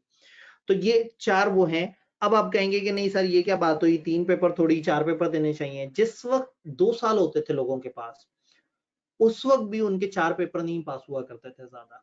इवन 3 पेपर्स की भी बहुत बड़ी तादाद नहीं होती थी। मैं आपसे स्टैट शेयर करता हूं। समर 2019, समर 2019 में 6 बच्चों ने पूरे पाकिस्तान में 4 पेपर पास किए, 6 बच्चों ने पूरे पाकिस्तान में। जो 4 पेपर पास कर सके। ये जहन में रहे कि उस वक्त लोगों को 2 या 2.5 साल मिला करते थे पेपर देने के लिए। 3 पेपर का पास करने वाले 68 बच्चे हैं। 68 बच्चों ने 3 पेपर पास किए। इस वक्त मेरे पास इससे ज्यादा लोग तो ऑनलाइन आए हुए हैं, 125 के करीब ऑनलाइन दुनिया बैठी हुई है इस वक्त, जो लाइव एंड तक मुझे बर्दाश्त कर रहे हैं। आपको पता है लाइव क्लास में भी एक टेम्परामेंट होता है, खास टाइम के बाद बच्चा पूछता है रिकॉर्डिंग मिलेगी और भाग जाता है। 68 बच्चे, मतलब इस वक्त जितने सिर्फ इस एक सेशन में लाइव आ रहे हैं उससे कम बच्चों ने पूरे पाकिस्तान में 3 पेपर पास किए। तो 3 पेपर को बहुत आसान टारगेट नहीं है। हर अटेम्प्ट में ऐसा नहीं होता, कुछ अटेम्प्ट अच्छी भी होती हैं। 2 पेपर पास करने वाले 342 बच्चे और 1 पेपर पास करने वाले 1263 बच्चे। थोड़ा सा अटेम्प्ट चेंज करते हैं। विंटर 2019 जो उससे अगली अटेम्प्ट आई, 12 बच्चों ने 4 पेपर पास किए, 100 बच्चों ने 3 पेपर पास किए। अब अगेन 3 पेपर का पास करने वाले भी अभी भी हमारे इस वक्त ऑनलाइन ऑडियंस से कम है। 2 पेपर वाले 439 और 1 पेपर वाला 1387। अटेम्प्ट चेंज होती है। अगली अटेम्प्ट बड़ी मोटिवेटिंग होती है, आई के अपने थोक के हिसाब से बच्चे पास किए। इसमें पीछे पता है क्या हुआ है, समर 2020 की अटेम्प्ट कैंसिल हो गई। समर 2019 आया, 2020 आया विंटर, फिर समर 2020 कैंसिल हो गई। समर 2020 जब कैंसिल हो गई तो 2 अटेम्प्ट्स के बच्चे इकट्ठे हुए थे। आईकेप अटेम्प्ट ले नहीं सका था तो उसका भी एक गिल्ट था। आईकेप ने वो सेशन में बहुत अच्छे रिजल्ट्स दिए थे। उस बहुत अच्छे रिजल्ट में 2 बच्चों ने 5 पेपर पास कर लिए और 34 बच्चों ने 4 पेपर पास कर लिए। अब ये बच्चों की अटेम्प्ट पता है 2.5 साल बाद भी नहीं, 3 साल बाद आई थी, क्योंकि इनकी तो अटेम्प्ट ही कैंसिल हो गई थी। तो उस वक्त एक्स्ट्रा ऑर्डिनरी रिजल्ट में हमें 3 पेपर 136 बच्चे नजर आए। ये पहली दफा 3 पेपरों के बच्चे इस वक्त के हमारे लाइव ऑडियंस से ज्यादा हो गए। फिर जब ये अटेम्प्ट खत्म हुई और अगली अटेम्प्ट आई समर 2021, तो चीजें थोड़ी सी दोबारा नॉर्मलाइज हो गई। यानी कि अब दोबारा से हमारे सामने स्टेट्स आए, यानी वो जो इम्पैक्ट था एक्स्ट्रा ऑर्डिनरी वो खत्म हो गया। 5 पेपर वाला 1 बच्चा, 4 पेपर वाले 8 बच्चे। वो तमाम लोग जिनको लग रहा है कि मैं 3 पेपर क्यों कह रहा हूँ, 4 पेपर मुझे कहना चाहिए शदीद जज्बाती बच्चे के लिए, आप ये देखें कि पूरे पाकिस्तान में 8 बच्चे 2 साल के बाद उनकी अटेम्प्ट थी, 2 साल तक उन्होंने पढ़ा और उसके बाद 8 बच्चे 4 पेपर पास कर सके। तो this is important to know कि चीजें थोड़ा सा डिफरेंट तरीके से चलती हैं। 3 पेपर वाले 75 स्टूडेंट्स, अगेन 3 पेपर, ये जो शदीद जज्बाती है इसमें भी पूरे पाकिस्तान में 75 बच्चे पास कर रहे हैं 3 पेपर इकट्ठे। तो ये कोई बहुत ज्यादा मसूर कुन तादाद नहीं है। तो ये जहन में रखना है कि reality check is more important. ज्यादा जज्बाती नहीं होना। ये कैफ के पेपर्स नहीं है, ये सीफैप के पेपर्स हैं। Show must go on. आप एक पेपर भी दें और एक पेपर पास करते रहें ये भी बहुत अच्छा है, लेकिन मिनिमम आपको पेपर 2 अटेम्प्ट करने, ये आईकेप का रूल है। शायद वो उसको खत्म कर लें, क्योंकि बहुत सारे फाइनलिस्ट ऐसे हैं जो बेचारे बहुत बुरी तरह से फंसे हुए हैं और वो नौकरियों में हैं और उसके साथ उनके लिए 2 पेपर देना बड़ा मुश्किल है। मैं जरा एक दफा देख लूं ऑनलाइन में, सर सीलो यहाँ क्यों नहीं नजर आ रहा। ओए होए होए, हाँ, कन्फ्लिक्ट। यहाँ पे सीलो दिखाना मेरी ख्वाहिश जरूर होती अगर मैं चाहता कि आप लोग आए और मेरी क्लास पढ़ें। मतलब हमारे पास आने वाले मेजोरिटी स्टूडेंट्स का जो शौक होता है वो सीलो होता है, लेकिन मैं धोखा नहीं देना चाह रहा आपको। वो पेपर काफी बड़े साइज का है, उसका टेस्टिंग लेवल काफी तगड़ा हो गया है। जब तक तो 1.5 साल 2 साल बाद अटेम्प्ट होती थी मार्जिन मिल जाता था, हमें साल लॉ की तैयारी के लिए चाहिए होता है। तो ऐसे में अब चूंकि कम टाइम के बाद अटेम्प्ट है तो इसलिए मैंने सीलो यहाँ पे नहीं रखा हुआ। आप फिर भी अगर शौक से उठाना चाहें तो ऑडिट की जगह सीलो उठा सकते हैं। सीलो का प्रॉब्लम ये है कि उससे एमएसए भी नहीं ओपन होता। तो बच्चों ने पिछले 2-3 अटेम्प्ट सीलो को देके देखा है ना, वो पेपर पास होता है, वो उसका लेवल भी काफी टेक्निकल कर दिया है आईकेप ने, और ना उससे एमएसए पास होता है। तो लोग 1-2 अटेम्प्ट देने के बाद सोचते हैं यार पहले मैं वो पेपर दे दूं जिनसे एमएफए मेरा वो खुल जाए, और फिर वो करने के बाद एमएसए का इम्तिहान देते हैं, फिर एंड पे जाके लॉ को प्लान करते हैं। तो अब मेरे ख्याल में लॉ आपका क्वालिफाइंग पेपर हुआ करेगा। अब जो लोग बिल्कुल एंड पे आ जाएंगे तो फिर वो पढ़ा करेंगे, तो हम भी दोबारा से बाबों को पढ़ा रहे होंगे। तो पहले ये था कि भाई मैं छोटा होता था, मेरे पास पढ़ने वाले बच्चे जरा बड़े होते थे, फिर आहिस्ता आहिस्ता मैं काफी बड़ा हो गया, अब बच्चे छोटे हो गए। लेकिन अब मुझे दोबारा से मौका मिला है कि अब मेरे पास जो है वो बुजुर्ग लोग आया करेंगे कॉर्पोरेट लॉ में। तो मैं नहीं सजेस्ट करूंगा एक नए स्टूडेंट को कि वो कॉर्पोरेट लॉ के अंदर उलझे, काफी लंबा चौड़ा सिलेबस है। ये कहने में मुझे तकलीफ हो रही है, मैं अपने फेवरेट पेपर से आपको भगा रहा हूँ, लेकिन नाइंसाफी नहीं करनी है आपके साथ। ये थोड़ा सा मुश्किल काम है, अपने जाती इंटरेस्ट को थोड़ा सा नीचे रखना पड़ेगा। अगर मैं इस वक्त मेंटोर रोल में हूँ, आपको समझा रहा हूँ, तो मेरे ख्याल में आपको लॉ नहीं करना चाहिए। हाँ, लॉ की ओरिएंटेशन में आप आए, जो आए होंगे उनको मैंने बहुत मोटिवेट करना है, लेकिन जब आप मेरे से मशवरा ले रहे हैं तो आई वुड सजेस्ट कि सी लॉ नहीं। सर अगर 1.5 साल बाद अटेम्प्ट हो तो AFR, सीलो और ऑडिट देना चाहिए। मेरी इस वक्त पता है क्या assumption 1.5 साल ही है। ये 1 साल आपको लग रहा है, ये सिर्फ पॉलिसी के अंदर लिखा हुआ है। मेजॉरिटी आप देखें ना, इस वक्त कौन सी फर्म है जिसने नवंबर के अंदर रजिस्ट्रेशन कर ली है? सैकड़ों फर्म्स में से मुश्किल से एक आध आपको फर्म नजर आएगी जो टाइम से रजिस्टर कर रही है। तो टेक्निकली आप सबके पास 1.5 साल है। मैं ये 1.5 साल को assumption लेते हुए ये सारी कहानी बता रहा हूँ, मैं ये 1 साल की कहानी नहीं बता रहा। और इवन देन मैं कॉर्पोरेट लॉ को इसमें बीच में शामिल नहीं कर रहा। अगर बहुत, वही बात है, बहुत मूड हो तो ठीक है, आप इस तीसरे को खत्म करके यहाँ कॉर्पोरेट लॉ ले आए, लेकिन सच्ची बात है कि आपको लग रहा है कि ये अचीवेबल है, ये इतना आसान नहीं है। ऑडिट अच्छा खासा ऐसा पेपर है जो आपसे प्रेजेंटेशन मांगता है, रिपोर्टिंग बहुत प्रैक्टिस मांगता है, तो जुल्म मत करें अपने साथ। कहानी को आगे लेके चलते हैं। ओवरऑल मैप बनाना है। सब्जेक्ट सेलेक्ट हो गए। अब सब्जेक्ट सेलेक्ट हो गए, 1.5 साल बाद अटेम्प्ट है या साल बाद अटेम्प्ट है। अब आपने अपने सेशंस कैसे प्लान करने हैं? सेशन प्लानिंग के हिसाब से मैंने हर स्टूडेंट के हिसाब से अलग बताया। अगर आप शदीद जज्बाती हैं और आपने उठाया था रिपोर्टिंग, ऑडिट और SPM स्ट्रेटेजी, जिसका पुराना नाम BM है, तो फिर फर्स्ट सेशन में आपको चाहिए कि क्योंकि आप शदीद जज्बाती स्टूडेंट हैं तो आप रिपोर्टिंग BM दोनों की क्लासेस लें, क्योंकि आप शदीद जज्बाती स्टूडेंट हैं। सेकेंड सेशन में आप सिर्फ ऑडिट की क्लास लें और उसी के टेस्ट दें, और ऑडिट को 6 महीने में ऐसा तगड़ा तैयार कर लें। और ऑडिट आपने चूंकि रिपोर्टिंग पढ़ा हुआ होगा तो ऑडिट को पढ़ना और इसके टेस्ट देना आपके लिए वाइबल है। खाली एक सब्जेक्ट उठाएं और आग लगा दें। और इस दौरान चूंकि ये गुमान है कि आपको BM थोड़ा सा भूल ना गया हो, तो आप BM के टेस्ट देते हैं साथ साथ। तो ऑडिट ये ज्यादा टाइम नहीं लेता, उतना टाइम नहीं लेता जितना रिपोर्टिंग या कॉर्पोरेट लॉ टाइम लेते हैं। और टेस्ट सेशन इसके साथ दे दें, BM का, SPM जो आपने स्ट्रेटेजी पढ़ी है। तीसरे सेशन में, ये सेशन है, ये 6-6 महीने की प्लानिंग बता रहा हूँ, पहले 6 महीने, अगले 6 महीने, अगले 6 महीने, यानी कि 1.5 साल। अब आप कहेंगे सर मेरा तो साल बाद अटेम्प्ट है, मेरा क्या होगा? मैं साल वाली भी अभी अप्रोच पे आता हूँ, फिलहाल मैं 1.5 साल की अटेम्प्ट वो बता रहा हूँ।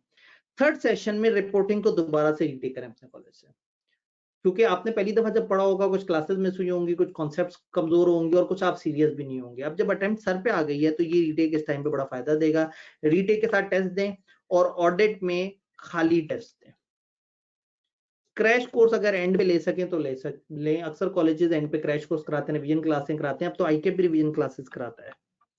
इवन मेरी ICAP के पोर्टल पे रिवीजन क्लासेस ऑडिट की सारी अपलोडेड पड़ी हुई है, तो आप वहां से एंड ऑफ सेशन पे क्रैश कोर्स भी ले सकते हैं, रिवीजन क्लास ले सकते हैं ICAP से।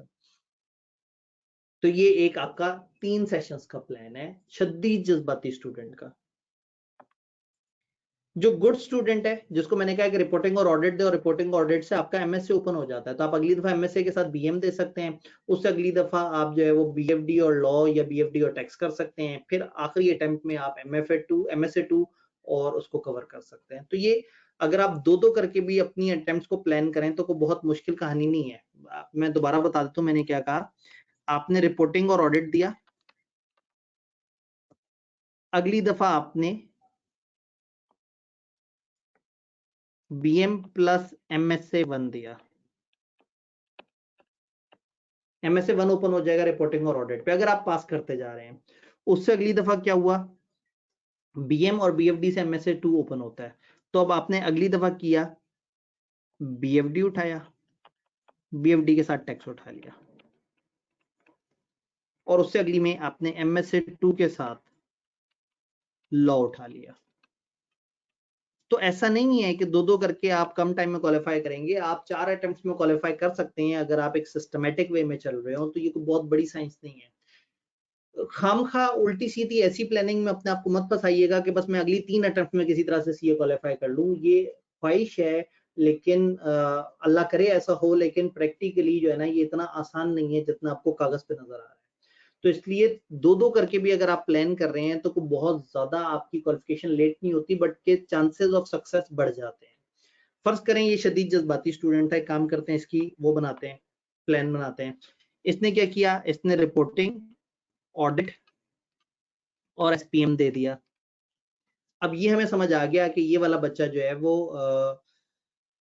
3 पेपर दे रहा है। फर्ज करें शदीद जज्बाती और तीनों पेपर निकाल लेता है, फिर इसे क्या करना चाहिए? इसको अगली दफा MSA1 plus tax plus BFD, जज्बाती बच्चा है ना, पागल है, दे दिया। फिर क्या करे? MSA 2 और कॉर्पोरेट लॉ। शदीद जज्बाती बच्चा एज्यूमिंग कि वो हर अटेम्प्ट में 3 पेपर ठकाठक पास कर रहा है, उसको 3 सेशंस लगेंगे। रियलिस्टिकली स्पीकिंग ये नहीं लगते, टू बी वेरी ऑनेस्ट। आपको डिस्करेज करना मकसद नहीं है, आपको डिमोटिवेट करना मकसद नहीं है, लेकिन सच बताना बड़ा जरूरी है। Be realistic. ऐसा ना हो कि बहुत सारे स्टूडेंट हैं वो मुझे मिलते हैं, सर मैंने 5 दफा अटेम्प्ट दिए हैं, पेपर कोई नहीं पास हुआ। मैंने कहा कितने पेपर देते हो? उन्होंने कहा सब 3 पेपर देता हूँ हमेशा। बड़े फखर से बताया, मेरा दिल कर रहा, मैंने कहा यार मैं क्या कहूँ इसे, इसने 5 दफा 3 पेपर दिए, 15 पेपर दे दिए, अगर ये 5 में हर दफा 1 पेपर देता शायद निकाल भी लेता। तो क्वालिफिकेशन की इतनी जल्दी नहीं होनी चाहिए आपको कि देर हो जाए। थोड़ा सा सेंसिबली प्लान करना है अपनी अटेम्प्ट्स को, प्रॉपर तरीके से आपने देखना है। जी, एक भाई ने कहा मेरे सवाल का जवाब, तो सवाल का जवाब ऊपर हुआ है। ठीक सर, हमें क्लासेस कब लेनी चाहिए? ये सामने अगर आप गौर से देखें तो यहाँ पे लिखा हुआ है, शदीद जज्बाती को मैंने कहा है वो पहले सेशन में रेगुलर क्लासेस ले 2 सब्जेक्ट की, दूसरे में ऑडिट की रेगुलर क्लास ले। इसी तरह से अगर मैं बात करूं गुड स्टूडेंट, तो मैंने आपको बताया कि गुड स्टूडेंट है क्या करे, पहली गो में जरूरी नहीं है कि एकदम से दोनों सब्जेक्ट की क्लासें ले, खाली रिपोर्टिंग की क्लासेस लेता रहे। अगले सेशन में ऑडिट की क्लासेस और टेस्ट ले, ऑडिट को फड़का फड़कू के रख दे। तीसरे सेशन में इसका रीटेक ले और उसके सिर्फ टेस्ट दे और एक फाइनल अटेम्प्ट प्लान करे और दोनों के दोनों पेपर इंशाल्लाह ताला निकाले। तो अगर आप देखें तो ये मैंने इसमें रेगुलर क्लासेस, टेस्ट, ये सारी चीजें हैं। सीए फाइनल में टेस्ट भी चल रहे होते हैं, टेस्ट क्लासेस के साथ नहीं चलते, एक पैरेलल चल रहे होते हैं। कैफ में आपके पास टाइम बहुत होता है ना, आपकी क्लासें चल रही होती हैं सुकून से। सीए फाइनल के अंदर क्लासेस उस तरह से नहीं होती। इवन कराची में तो कई दफा क्लासेस बड़ी टूट टूट के होती हैं, किसी दिन 6 घंटे की क्लास, किसी दिन 2 घंटे की क्लास, किसी दिन किसी टाइम पे, किसी दिन किसी टाइम पे। लाहौर में भी टीचर्स की अपनी अपनी डिफिकल्टी लेवल है। कुछ टीचर एक सेशन में क्लास कराते हैं, एक सेशन में उनकी रिकॉर्डिंग चलती हैं। कुछ टीचर लाइव क्लास शुरू करते हैं, बाद में कुछ डिफिकल्टीज आती हैं और उसको वो देख रहे होते हैं। जी, एक सवाल इंतजामिया से।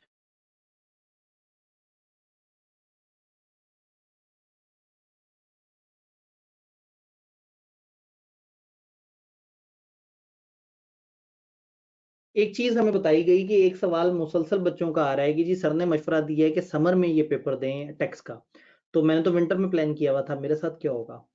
देखें, मैं ये नहीं कह रहा कि आप विंटर में दे नहीं सकते, मैं ये भी नहीं कह रहा कि विंटर में लोग पास नहीं करते, बड़ी दुनिया हर दफा टैक्स विंटर में पास करती है। लेकिन मेरी जनरल सजेशन, मैंने आपको कहा था जनरल सजेशन है, हर बंदे की अपनी टाइमलाइन है, हर बंदे का अपना पैटर्न है, हर बंदे का अपना मिजाज है, हर बंदे की अपनी एक अप्रोच है। कुछ लोग पढ़ते ही आखिरी 2 महीने में। तो इसलिए मेरी जनरल सजेशन है आपने अपने हिसाब से प्लानिंग करनी है। जनरली मेरे से पूछेंगे तो 3 जनरल गाइडेंस है, 2 से 3 पेपर देने हैं, 2 से कम नहीं देने, 3 से ज्यादा नहीं देने। General guidance number 1। Guidance number 2, दोनों न्यूमेरिकल इकट्ठे नहीं करने, बीएफडी और reporting. General guidance number 3, tax का पेपर हो सके तो समर में देने, हो सके तो। ये चले आपने विंटर में देना, ओके, क्लासेस समर में ले लें। पता है विंटर के अंदर ना टीचर्स भी बहुत मुश्किल से गुजर रहे होते हैं, बच्चे भी बड़ी मुश्किल से गुजर रहे होते हैं।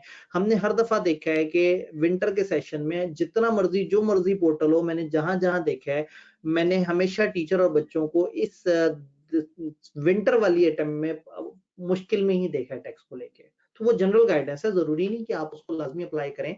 ये मेरी गाइडेंस है, आप इसमें चीजें प्लस माइनस करना चाहें तो कर सकते हैं, मेरा मशवरा जो है वो मैंने आपको दिया है। अच्छा, वो जो एवरेज स्टूडेंट है, रिपोर्टिंग की रेगुलर क्लास ले इस अटेम्प्ट में, इस अटेम्प्ट में एसपीएम की क्लास ले, इस वक्त इसका रीटेक प्लस टेस्ट दे और इसके खाली टेस्ट दे। ये अगेन मैं आपको 6-6 महीने के मैप बना के थोड़ा सा गाइड करने की कोशिश कर रहा हूँ। बिलो एवरेज स्टूडेंट अय्याशी करे, खुश रहे, टेंशन ना ले, जिंदगी को एंजॉय करे, समझे। एकदम से आते साथ ही क्लासें लेने की कोई जरूरत नहीं है, आप अपने आप को एडजस्ट करें। आप अगर बहुत ज्यादा अच्छे स्टूडेंट नहीं है, आप बड़ी मुश्किल से 4 साल, 4.5-5 साल बड़ा धक्के खा खा के आप कैफ से आगे गए हैं, तो ऐसा नहीं है कि आप अपने आप को डिग्रेड करें और आप कहें आप कुछ नहीं कर सकते लाइफ में। आपको फिलहाल 6 महीने बस फर्म पे फोकस करना है, अपनी नई रूटीन के हिसाब से अपने आप को एडजस्ट करना है। वंस आप एडजस्ट हो जाएं, फिर आप पढ़ना शुरू कर दें। आप क्या करें, अगली दफा एसपीएम की रेगुलर क्लासेस और टेस्ट दें इकट्ठे, एसपीएम उठाएं और 6 महीने में एसपीएम फड़का फड़कू के रखें। फिर उससे अगले 6 महीने में आप regular classes plus test session टैक्स के उठाएं। अगेन अगर ये दो में से समर और विंटर वाला मसला आ रहा है तो आप इसको ऊपर नीचे भी कर सकते हैं। लेकिन अच्छी बात यह है कि बीएम पहली दफा पढ़ें तो आपको थोड़ा सा हौसला होगा। बीएम इन सब में सबसे लाइट है, टेक्स्ट थोड़ा सा न्यूमेरिकल उसमें इन्वॉल्व है, तो इसकी वजह से बीएम फर्स्ट प्रेफरेंस है, इजी गो पेपर है, उतना तकलीफ दे नहीं है जितने तकलीफ दे बाकी पेपर्स हैं। ले जी, वो स्टूडेंट जो कहता है मेरे तो साल बाद अटेम्प्ट है, मेरे तो फॉर्म वाले बड़े अच्छे हैं, उन्होंने फड़का फड़कू के जनाब ये ऐसे ठक करके मुझे नवंबर में रजिस्टर कर दिया, मेरी साल बाद अटेम्प्ट आ गई है, मुझे बताएं सर क्या करना है। तो साल बाद आपकी अटेम्प्ट है, अब ये आपकी चॉइस है कि आप एक पेपर दे रहे हैं और ये 2 पेपर दे रहे हैं या 3 पेपर दे रहे हैं। यानी कि आप गुड स्टूडेंट में आते हैं या आप शदीद जज्बाती में आते हैं।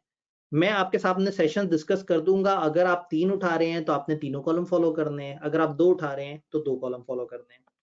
पहला सेशन और दूसरा सेशन। अब चूंकि आपके पास सेशन ही 2 हैं तो पहले ही सेशन में आपको दोनों सब्जेक्ट्स की क्लासें ले लेनी चाहिए, क्योंकि अब आपके पास टाइम नहीं है। आपने साल के अंदर अगर पेपर क्वालिफाई करने हैं तो फिर आपको पहले सेशन में दोनों की क्लासेस सही से ले लेनी चाहिए, फुल अच्छी तरह से समझ के। दूसरे में रिपोर्टिंग को तो दोबारा रीटेक करें, क्योंकि रिपोर्टिंग बड़ा सब्जेक्ट है, ये टाइम लेता है। और इसमें ऑडिट में एंड पे क्रैश लें और टेस्ट सेशन दें, तो टेस्ट आप दोनों के दें लेकिन इसका रीटेक पूरा लें और इसका सिर्फ एंड पे क्रैश ले लें। अगर खुदा ना खास्ता आपका एसपीएम भी साथ में है तो फिर सेकंड वाले सेशन में आपने इसकी रेगुलर क्लासेस टेस्ट लेना है। मैं इसलिए सेकंड कह रहा हूं कि इस सेशन के बाद आपको अंदाजा हो जाएगा कि आपको 2 के साथ जाना चाहिए या 3 के साथ। और अगर आपका फिर भी फैसला ये है कि आप 3 के साथ जाएं तो फिर तीसरे की रेगुलर क्लासेस तीसरे सेशन में लें। बीएम बहुत ज्यादा टाइम नहीं लगता इसकी क्लासेस में। अब आपके पास फॉर्मेट है, आप इसकी तस्वीर खींच सकते हैं, आप अपना ओन कॉम्बिनेशन बना सकते हैं। रिपोर्टिंग, ऑडिट, एसपीएम मैंने यहाँ पे वो किया हुआ है। फर्स्ट, सेकंड, थर्ड सेशन मौजूद है। कुछ लोगों का फोर्थ सेशन भी हो सकता है, वो जो पीछे से चले आ रहे हैं, लेकिन फोर्थ सेशन को कहते हैं तो मैं फारिग कर देता हूँ। आप 3 सेशंस के हिसाब से अपना प्लान, इसकी आप तस्वीर ले लें। ये ऑप्शन 1 है, ये ऑप्शन 2 है। मुख्तलिफ तरह के तजर्बे करें और तजर्बे करके मुख्तलिफ तरह की चीजें इधर पुट करें और अपना एक प्लान बनाएं। तो दिस इज नॉट कैफ के जिसमें आप इकट्ठे सारे पेपर पढ़ते हैं और इकट्ठे सारे पेपर्स देते हैं। आप पढ़ते भी तोड़ तोड़ के हैं और पेपर भी तोड़ तोड़ के देते हैं। यहाँ क्लासेस भी उस तरह से नहीं होती, और जब से ऑनलाइन वाला टाइम आया है अब तो स्टूडेंट्स देखने को नजर नहीं आते। स्टूडेंट जो है वो ऑनलाइन पे जा चुके हैं। वो कहते हैं हम फिजिकल क्लास लेंगे, हम फिजिकल शुरू करते हैं, वो फिजिकल में नहीं आते। वो कहते हैं सर ये क्लास लाइव भी हो सकती है, मैं फॉर्म में फंस गया था, फलाना था, मैं लाइव ले लूंगा क्लाइंट पे बैठ के। लाइव देना शुरू करते हैं, बच्चे लाइव में भी नहीं आ रहे होते। सर वो मैं लाइव आना था, फॉर्म में फंसा हुआ था, सर इसकी रिकॉर्डिंग मिल जाएगी। तो एंड पे 2-3 हफ्ते बाद टीचर बेचारा लाइव अकेला बैठा हुआ होता है, वो क्लास पढ़ा रहा होता है, इसलिए नहीं पढ़ा रहा होता कि बच्चे पढ़े, इसलिए पढ़ा रहा होता है कि बच्चों ने इसकी रिकॉर्डिंग लेनी है। तो फिर तंग आके हम कहते हैं कि यार अगर आपको रिकॉर्डिंग ही चाहिए तो व्हाई नॉट कि हम आपको एक ज्यादा बेहतर क्वालिटी से रिकॉर्ड करके प्रोवाइड कर दें और आपके साथ पीरियोडिक लाइव सेशंस कर लें, जो अमलगमेटेड मॉडल है। खैर उसकी तरफ आते हैं। ये हम लोगों ने सब्जेक्ट कम्बिनेशन और उसकी प्लानिंग की बात की। आप लोग आहिस्ता आहिस्ता आवाजार होते हुए, मैं तेजी से मामले की को आगे लेके बढ़ता हूँ। अब आपने रूटीन बनानी है। हमने माइंड बना लिया, हमें सब्जेक्ट समझ आ गए, सब्जेक्ट्स की सिलेक्शन समझ आ गई,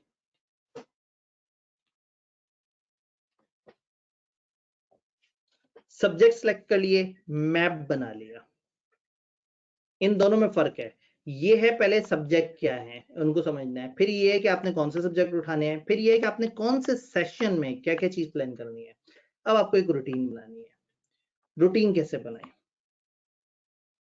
सबसे मुश्किल बात, मैं नॉर्मली अपनी जितनी भी काउंसलिंग करता हूँ, जितनी भी स्टूडेंट्स के साथ सेशन करता हूँ, द बेस्ट थिंग जो मैंने कभी किसी को सिखाई है या बताई है वो ये 2 आवर स्ट्रेटेजी है। सीए फाइनल के स्टूडेंट्स के लिए फाइंड योर 2 आवर स्ट्रेटेजी। इस वक्त अगर आपके दिमाग में जो भी सवाल आ रहे हैं सबको साइड पे रख दें, 5 से 10 मिनट मुझे सुन लें, ये बहुत जरूरी है।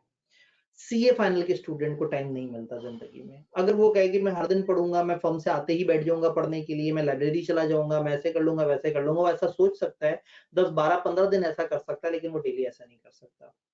फॉर्म का प्रॉब्लम ये है कि हर दिन की रूटीन अलग है। किसी दिन आप रात 12 बजे आ रहे हैं, किसी दिन रात 11 बजे आ रहे हैं, किसी दिन शाम 6 बजे भी फारिग हो गए हैं, तो किसी दिन रात 1 भी बज गया। सुबह जाने की रूटीन ज्यादातर जगह पे क्लाइंट्स पे रिलैक्स माहौल होता है, 9:30 10 बजे लोग पहुंच रहे होते हैं। बड़ा कम लोग हैं जो पूरे 9 बजे जाते हैं। गवर्नमेंट क्लाइंट्स में कई दफा 8 बजे जाना होता है। तो सुबह आपकी रेंजिंग फ्रॉम 9 से 11 चल रही होती है, इससे पहले नहीं होती। लेकिन रात आपकी कोई डिफाइंड नहीं होती, रेंजिंग फ्रॉम 5 टू रात 12 आपका क्लोजिंग चल रहा होता है, लेकिन रात 12 के बाद वाली लेट सेटिंग जो है ना, वो साल भर में कुल 15 से 20 दिन होती है। ऐसा नहीं है कि आप हर वक्त ही रात 2-2 बजे तक फारिग होते रहें, मुश्किल टाइम्स आते हैं। मैंने आईकेप में एक दफा सेशन हो रहा था और वहां पे 250 बच्चे बैठे हुए थे। मैंने वहां एक सवाल पूछा था कि आप में से कितने ऐसे लोग हैं जिन्होंने मुसलसल 2 बजे वाली लेट सेटिंग महीना की है पूरे साल में। सिर्फ एक स्टूडेंट ऐसा था जो बहुत ही मुश्किल क्लाइंट पे चला गया था, अदरवाइज मेजॉरिटी स्टूडेंट्स का मानना ये था कि जेन्युइन जो लेट सेटिंग है, यानी कि रात 12 बजे के बाद वाली, वो बड़ा कम होती है। लेकिन होता ये है कि जब लेट सेटिंग शुरू होती है तब आपका दिल करता है मैं पढ़ूं। एक स्टूडेंट ने मुझे आके कहा, सर जब भी मैं पढ़ना चाहता हूँ ना, मेरी लेट सेटिंग शुरू हो जाती है। मैंने कहा तुमने जुमला उल्टा बोल दिया। जुमला ये था कि सर जब भी लेट सेटिंग शुरू होती है मेरा पढ़ने का दिल कर पड़ता है। तो प्रॉब्लम ये है कि कई दफा आपको 2-2 महीने आपके पास क्लाइंट नहीं होता, आप ऑफिस में बैठे हुए होते हैं और बड़ा कम आपके वहां पे मसरूफ आवर्स होते हैं, आपके पास टाइम होता है। उन दिनों लोग सीजन देखते रहते हैं, फिल्में देखते रहते हैं, बातें करते रहते हैं, घूमते फिरते रहते हैं और पढ़ाई का उसी वक्त सोचते हैं जब उनकी लेट सेटिंग शुरू हो जाती है। तो ऐसा नहीं करना है। अब ज़ाहिर आप इंसान हैं, उसी तरह से सोचेंगे। आपने आहिस्ता-आहिस्ता करके अपने 2 घंटे ढूँढने हैं। ये 1 से 2 घंटे, शुरू में 1 घंटा भी हो सकता है और आहिस्ता-आहिस्ता करके 2 घंटे ढूँढ लें। अगर आपको अपनी लाइफ़ के 2 घंटे मिल गए ना, तो ये बेस्ट स्ट्रैटेजी है, ये सबसे ज़बरदस्त काम होगा जो आपने अपने साथ कभी किया है। अगर तो आप मेरी तरह के खराब इंसान हैं, तो रात 12। अगर आप अच्छे बच्चे हैं, अर्ली राइज़र हैं, सुबह फजर के वक़्त उठने वाले बच्चे हैं और उसके बाद जागे रहने वाले बच्चे हैं, तो सुबह।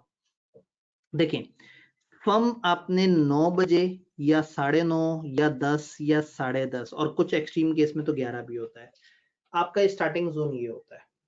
आप बहुत अच्छे बच्चे हैं, आपको घर वाले 5:30 बजे उठा देते हैं, सर्दियों में। गर्मियों में आपको 4:30 बजे उठा देते हैं या 4:15 उठा देते हैं। इन एनी केस आप फजर पढ़ते हैं और फजर के बाद आप सो नहीं पाते। आपके जो है वो एक रूटीन है, घर की एक आदत सी बनी हुई है कि सारे लोग सुबह जल्दी उठते हैं, उसके बाद नहीं सोते। ऑब्वियसली आप रात जल्दी सोया करते होंगे। फर्ज़ करें आप इतना अर्ली नहीं उठ रहे, आप सुबह 6 बजे उठ रहे हैं। 6 फर्म आपने 9 बजे जाना है। इस 1 घंटे में आपके पास नाश्ता, नहाना, धोना और ट्रैवल का मार्जिन मौजूद है, अगर आपका क्लाइंट बहुत दूर नहीं है तो। 6 से 8 आपके पास 2 घंटे। अगर गर्मियों का सीज़न है, तो 5 से 7 भी हो सकता है। ये डिपेंड करता है कि आप किस तरह से, अगर आपने लाइफ़ में बहुत ज़्यादा फंडे नहीं पाले हुए। कुछ लोग क्या होते हैं, डबल-डबल नौकरियाँ कर रहे होते हैं, आर्टिकल्स भी कर रहे हैं, आर्टिकल्स के साथ मैंने देखा है टीचिंग भी कर रहे हैं, उसके साथ कोई ट्यूशन्स भी पढ़ा रहे हैं। इन लोगों की बात नहीं कर रहा, मैं उन लोगों की बात कर रहा हूँ जो कि आर्टिकल्स कर रहे हैं और आर्टिकल्स के साथ कुछ टाइम चाह रहे हैं अपने लिए। अर्ली राइज़र्स इस तरह से, रात वाले मेरी तरह के लोग 12 बजे से 2, 1 से 3, मेरे केस में 2 से 4 भी हो जाता था। देखिए, अगर आप रात जागने वाले बच्चे हैं, तो आप ऑन एवरेज 3 से 4 बजे के आस-पास सोते होंगे और सुबह आप उठते होंगे 9-10 बजे के आस-पास और फिर भागते-भागते क्लाइंट पे पहुँचते होंगे। या आप अगर जल्दी उठने वाले हैं, तो आप रात जल्दी सो जाते होंगे। इन एनी केस आपने पूरा दिन पढ़ना नहीं है, पूरा दिन चिल रहे, फर्म में जाएँ, अपने काम करें, काम करते हुए बिल्कुल परेशानी ना हो। जब आप सामने काम कर रहे होते हो, सोच रहे होते हैं, यार मैं काम कर रहा हूँ, पढ़ नहीं रहा, मेरा क्या बनेगा, मेरे करियर का क्या बनेगा, मत सोचें। फर्म में रहें, टिका के काम करें, कोई मसला नहीं। काम करें, बीच-बीच में कभी-कभी सोशल मीडिया यूज़ करें, कोई मसला नहीं। आप 6 बजे फारिग होगे, 7 बजे फारिग होगे, मत परेशान हो। आपने तो रात 12 बजे पढ़ना है, कोई मसला नहीं। आप 7 बजे फारिग हो गए, दोस्तों के साथ घूमने-फिरने निकल जाएँ। घर आएँ, घर वालों के साथ टीवी देखें, खाना खाएँ, सुकून से टाइम गुज़ारें, कोई पैनिक नहीं करना। ज़रूरी नहीं है कि आप फ़ौरन से पढ़ने बैठ जाएँ। बट जब 12 बजे, तो जैसे नहीं होता कि 12 पे जैसे ही सुई आई तो बिल्कुल दिमाग घूम गया, तो बस वे 12 बज गए ना, बस अब कोई आपको ना छेड़े। अब आपका फ़ोन बंद है, अब आप सोशल मीडिया पे नहीं हैं। रात 12 से 2 या 1 से 3 के दरमियान मिनिमम मुलाकातें होती हैं, खाने भी नहीं खाने होते, दोस्तों के साथ आउटिंग भी नहीं होती और अगर आपके दोस्त वो हैं जिनके साथ आपकी आउटिंग ही रात 12 बजे के बाद होती है, तो पता नहीं किस किस्म के दोस्त हैं, आप अपनी कंपनी पे ज़रा गौर करें, ऐसा नहीं होना चाहिए। या सुबह, आप देखें सुबह 6:30 बजे कौन पार्टीज़ पे निकलेगा? सुबह 7 बजे किसने जाके फ़िल्में देखनी है? तो सुबह 6 से 8 या रात 12 से 2, ये 2 ऐसे टाइम हैं जिनमें से कोई एक आपका पसंद का टाइम हो सकता है। मत कोशिश करें कि मैं रात में भी पढ़ूँगा और सुबह उठ के भी पढ़ूँगा। किसी एक तरफ अपने आप को प्लान कर लें। हर तरह के स्टूडेंट का अपना मिज़ाज है, कुछ रात जागने वाले होते हैं, कुछ रात जल्दी सोने वाले होते हैं। आप अपनी नेचुरल रूटीन को देखें, आप कौन-सी तरह के स्टूडेंट हैं और आप उस रूटीन के हिसाब से लाइफ़ में 2 घंटे ढूँढें। मत शुरू में 2 घंटे ढूँढें। शुरू में आप एक काम करें, 12 से 1 के दरमियान, सॉरी 12 से 1 के दरमियान बस 1 घंटा पढ़ लिया करें। अभी से ही एक रूटीन बना लें कि रात 12 से 1 मैंने पढ़ा करना है। आहिस्ता-आहिस्ता जब आपका स्टेमिना बन जाएगा तो महीने बाद आप इस 12 से 1 वाले को 12 से 1:30 पे ले जाएँगे। फिर एक टाइम आएगा कि आप शायद 1 से 3 या 12 से 2 रात के, या हो सकता है 6 से 8, या हो सकता है 7 से 9 वगैरह-वगैरह, डिपेंडिंग अपॉन आपके क्या सर्कमस्टेंसेस है। एक टाइम आएगा आप इन 2 घंटों पे सेट हो चुके होंगे। अब आपको पूरा दिन तकलीफ नहीं देगा, आप अपने दोस्तों के सामने बड़े चिल माहौल में होंगे, ईज़ी, रिलैक्स, कोई मसला नहीं। पता नहीं यार लोग क्यों पढ़ते रहते हैं, मेरा तो दिल नहीं करता, मैं तो घूमता रहता हूँ, मुझे तो बड़ा मज़ा आता है, क्लाइंट को देखता हूँ, सीखता हूँ, समझता हूँ, हर चीज़ को एक्सप्लोर करता हूँ। आप बहुत ईज़ी रहें, उनसे सीज़न्स की बातें करें, फ़िल्मों की बातें करें। आप 8 बजे घर आ गए, ओके कोई बात नहीं, घरवालों के साथ खाना खाएँ, टाइम दें उनको, 9:30 बजे फ़ारिग होके अपने कमरे में आ गए, अभी भी आपको पता है पढ़ने वाला टाइम तो 12 बजे है, फ़िल्म लगा लें, कोई मसला नहीं। एन्जॉय करें। पता है रादर देन कि आप 24 घंटे हर वक़्त पढ़ने के बारे में भी सोचें, हर वक़्त फ़न के बारे में भी सोचें, हर वक़्त लर्निंग भी चाहें और हर वक़्त आप फ़िल्म भी देखें, ये पॉसिबल नहीं है। और हर वक़्त सोशल मीडिया पे भी रहें, पॉसिबल नहीं है। दिन को हिस्सों में डिवाइड कर लें। अगर सोशल मीडिया पे आप जाएँ तो 1 घंटे के लिए जाएँ और खूब एन्जॉय करके वहाँ से वापस आएँ। उस वक़्त पढ़ाई की टेंशन ना हो, उस वक़्त फ़न की टेंशन ना हो। जब फ़न में हैं तो खूब सीखें, अच्छी तरह से सीखें, काम को देखें। जब आप अपनी लाइफ़ को ऑर्गनाइज़ कर लेंगे ना, आपको मज़ा आएगा। मैं एग्ज़ाम्पल देता हूँ, मेरी लाइफ़ जितनी मर्ज़ी टफ़ भी हुई हो, मुझे पता है कि रात मेरे पास 2 घंटे ऐसे हैं जो मेरा प्योर अपना रिसर्च टाइम है। तो आर्टिकल्स के बाद से भी अभी भी मैंने रात के 2 घंटे कम से कम ऐसे रखे हैं जिसमें मैं अपनी किताबों पे काम कर सकता हूँ, मैं बहुत सारे और। तो अब मैंने अपनी रूटीन इस तरह से स्ट्रक्चर कर ली है कि हर दिन मुझे पता है मैं पूरा दिन जितना मर्ज़ी रिलैक्स रहूँ, जो मर्ज़ी काम चल रहा है, 10 क्लासें पढ़ा रहे हैं, फलाना-फलाना, मुझे पता है मेरे पास किताबों के लिए टाइम निकल आना है क्योंकि मेरे पास मेरे 2 घंटे मौजूद हैं। तो फाइंड योर 2 आवर स्ट्रेटेजी, ये बात शायद आज से 2 साल बाद आपको समझ आए, लेकिन जिनको आज समझ आ जाए और वो उसको फॉलो करें, यकीन माने this is the best advice I have ever given to anyone. This is the best thing कि 2 घंटे अपनी लाइफ के ढूँढें। ये बहुत ज़रूरी चीज़ है। सीए फाइनल में वही वाले मसले, आपको टाइम नहीं मिलता, आप फ्रस्ट्रेट होते हैं, आवाज़ार होते हैं, मिक्स करते हैं, कन्फ्यूज़ होते हैं, पढ़ नहीं पाते, तंग हो जाते हैं, उलझन में आ जाते हैं। बेस्ट वे इज़ 2 घंटे अपने लाइफ के ढूँढें और अपने इम्प्लीमेंट करें। क्या ये 2 घंटे वाली बात आप सब लोगों को समझ आ रही है? 1 मिनट, मैं ज़रा आपके हैंड डाउन कर लूँ। जी, हैंड रेज़ करके मुझे बताएँ कि क्या ये बात समझ आई आपको?